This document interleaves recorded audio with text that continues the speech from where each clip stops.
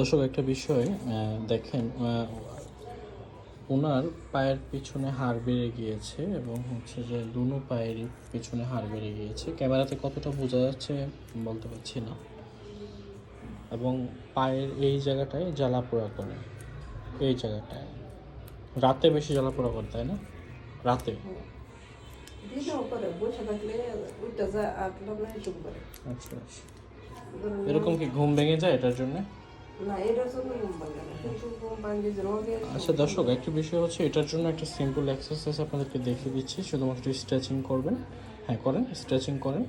Stretching করলে আপনার ব্যথা লাগতে পারে, করেন, টান দেন, এভাবে স্ট্রেচিং করবেন। স্ট্রেচিং করলে আপনার এই জায়গার এই যে রগটা আছে এটি হচ্ছে স্ট্রেচ, টান পড়বে এখানে।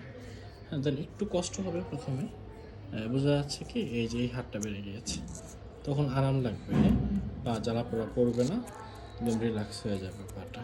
এই রগটা যখন টান পড়বে, আবার ছাড়েন। হ্যাঁ,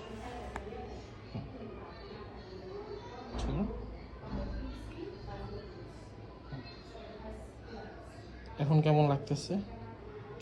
প্রথমে একটু খারাপ লাগবে, তারপরে আবার ভালো লাগবে। করলে ভালো লাগে, এক্সারসাইজ করলে ভালো লাগে না? হ্যাঁ, যে সময় জ্বলে না পুরো এই সময় যদি এরকম